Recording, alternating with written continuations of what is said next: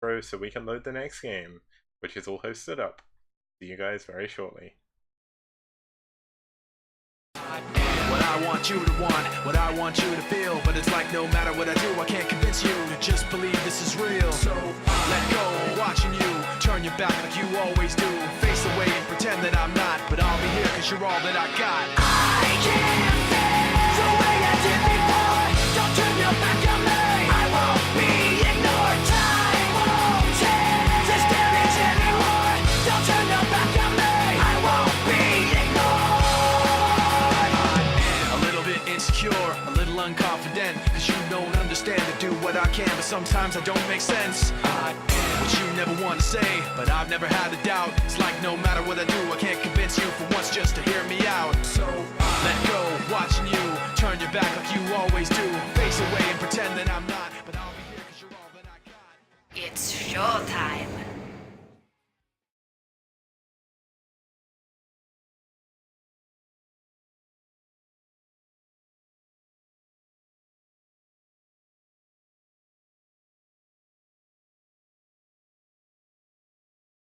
Okay guys, welcome back to the STPL. I am Kix, your host. I'm joined today by Rapid, and we are just quickly loading up the fifth and final game of our first set of today.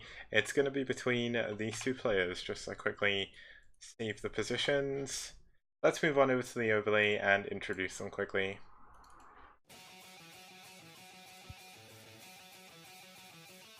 Okay, so as you can see here, we're going to have for aSh, it's going to be the ex-captain. I guess he is technically the captain still of Infected Marines, but they did split off from IM to play in the tournament, as the rest of IM were unfortunately from Western America, West Coast America should I say, and they couldn't quite make it on time. But Castle did win his first game. Wait, oh yeah, of course, he won the walkover. So he got the walkover win in the first game of the series. So I was like, I don't remember watching Castle play. When did this happen? Get out of here. But yeah, so he won a walkover win to get into the ace match.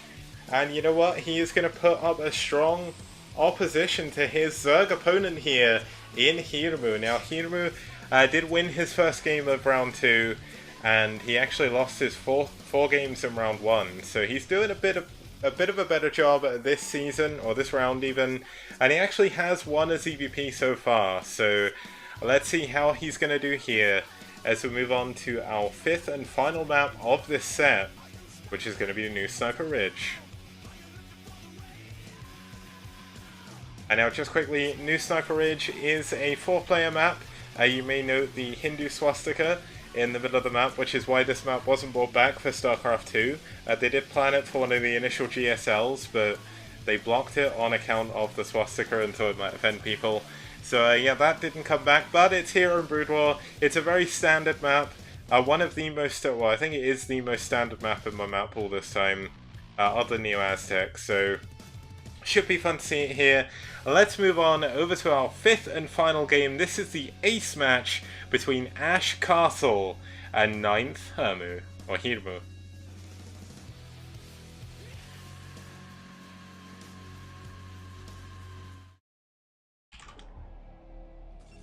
Okay, and this time spawning us off in at the top right hand position, 2 o'clock, we do have the brown Protoss, Castle.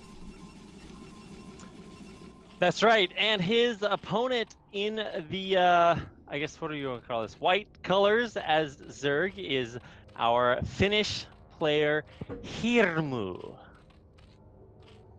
Hirmu indeed, and he's down here in the 7 o'clock position. Now, this is a ZVP. I know that Castle's PvC used to be pretty good. I'm not really sure how he does these days. My defining memory of Castle was from 2015, where I played about 10 games with him and beat him on Pathfinder when he was C+, and I was D+, I think, on IC Cup, and I took that as a very, very strong indicator that I was actually getting better, so that was a fun game back then. But looks like Castle going to be going for a fairly standard build, not going to go for anything too crazy, and it looks like Hirmu is going to do the same. Yeah, as long as I don't see any early pools going down and the drone is, or the larva is being made into drones, I'm like, okay, well, basically this is business as usual, and nobody's going to die as early as we saw in our first game with the BBS. That may be a little bit sad because of how it was executed, but I mean, this is just about as standard as you can play. The only problem is that because it is PvZ, we won't see any more nukes. We won't, but Protoss do certainly have their own style points in the Dark Archon. Doesn't really get used too often, but oh my god, is Hirmu gonna go for a hidden base in the middle of the map? Is this what he's doing? So if it's not a hidden base, it's just kind of chilling there waiting. But it is. Okay, well, I was hating on no nukes, but we are going to see a base in the middle of the map. Now, the problem, Kicks, with the middle of the map is that it's very open. In the middle. Yeah, it's about as unhidden as any hidden base could be. Yeah, but we do see that Forge expand coming up now for Castle. He's not probe scouting yet either. He is immediately going to go into a Nexus, and is this going to be the cost of the game for him? We have the spawning pool coming up, and this is a double gas base in the middle. It's not just the extra minerals, of course. It is going to be off-center from both bases. You need to build it a little bit higher, and then you build a second hatchery for the other base, but there's going to be a little bit extra added mining time for each of the minerals, but is this really going to come into it, or are we just going to see a hyper-aggressive play coming out here by Hirmu? No, you don't build the second hatchery, you just mine with extra workers. I've definitely seen people do 2 hatcheries there. No. You actually, if you're distance mining at all, it just costs you so many resources. It's just totally worth it to build the extra base. So I was memeing there for a second, but to be honest, what you said is actually probably going to be true. I mean, we're seeing a Forge. We're going to see a bunch of Sim City. All of this exists so that the Protoss doesn't die to early aggression. And I mean, this is maybe a 12 hatch, but it's in the middle of the map, so it's well, you kind of got to find some way to deal with this. And because Castle is not scouting correctly, he's not going to know about it forever. Castle did see where the Overlord is, so he's going to go straight to the bottom left now. But that means he's not going to check the middle. I mean, the only way realistically you're going to check the middle in a PvZ is if you cross-scout first. And we already have Lings there at the front. And this is going to be very, very dangerous for Castle. This is also completely not viable. If this gets scouted and your opponent's going Forge expand, there will be cannons everywhere. You just really don't want them to be. Also, realistically, as a Zerg player, if you're going for a build like this without scouting at all, that's just causing a struggle too. Hirmu had sent a Zergling to the other base, and while that went on, we actually did see a Zergling go down to the cannon, so a Cybernetic score has been added to this wall, and he's blocking with probes. Is there going to be enough Lings to break through this? There's a lot of Lings being added on from all corners, well, not all corners, the middle of the map. Why does he not build a second cannon here?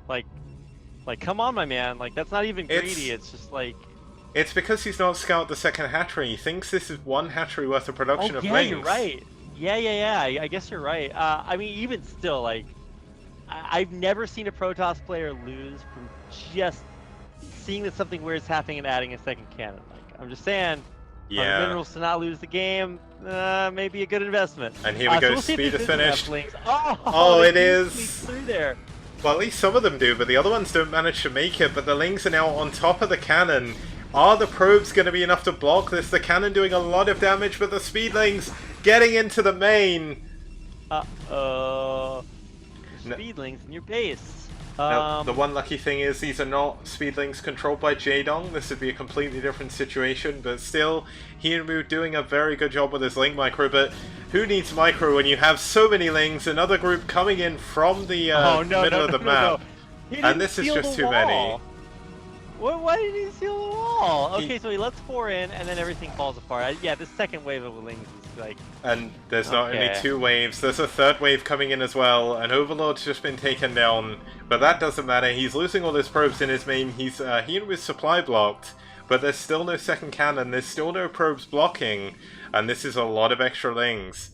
This was the perfect build by Hirmu. Yikes.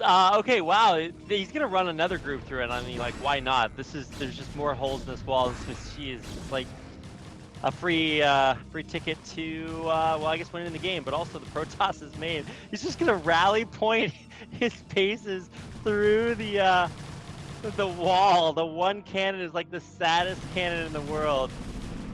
And that's a Oh, lot of no. dead probes. Yeah, and SSP, not safe for Protoss. This is going to be a little bit of a rough loss here, just from either A, not adding the second cannon, B, not checking your wall off, or I guess having probes in the right spot to block. But yeah, great build there by Hirmu. I mean, that's about as greedy as you can get, and then it also works about as well as you could hope for. So I guess the stars magically aligning to give him the win in the ace match. They did indeed. Now, that is a little bit unfortunate for aSh. I think this was one of their first major chances to actually take their first win in the STPL. But you know what? They played pretty well. Castle, unfortunately, forced to build a wall that maybe he wasn't comfortable with. Maybe he didn't realize that the Cybernetic core wasn't tight with the gateway, as he didn't have a probe there or anything. But still, the proxy hatchery completely taking him off guard. And that is certainly a very big aspect in getting 9thTeam's win here in the STPL. Yeah, wow, that's actually super sick. So GG, definitely some very non-standard games, but I guess however you do it, whatever works, right?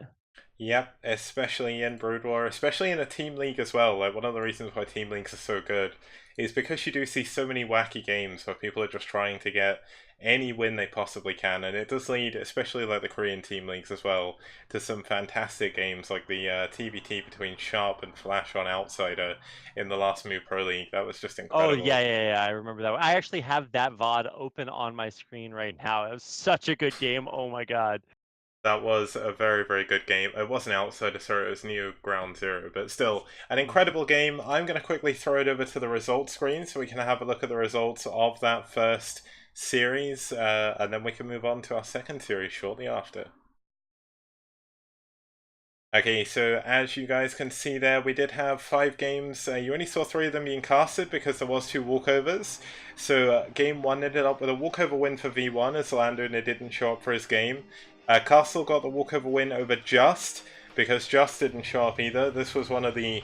It's probably the most unlucky game for walkovers I've had so far in the SCPL. Everyone has been so good with playing their games, but just Landowner and just not turning up for some reason. And Kimquex taking the first win on the cast. He did beat Tempest on Troy. Reggie pulling it back once again on Triathlon against Dentag with some nukes as well. And finally, we just saw Hirmu take out Castle for the ace match, and that was on New Sniper Ridge. So a fairly cool series, some fairly cool games.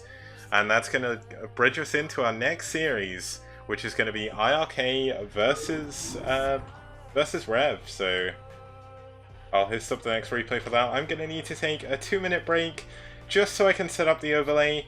So we will see you guys very shortly for the next series.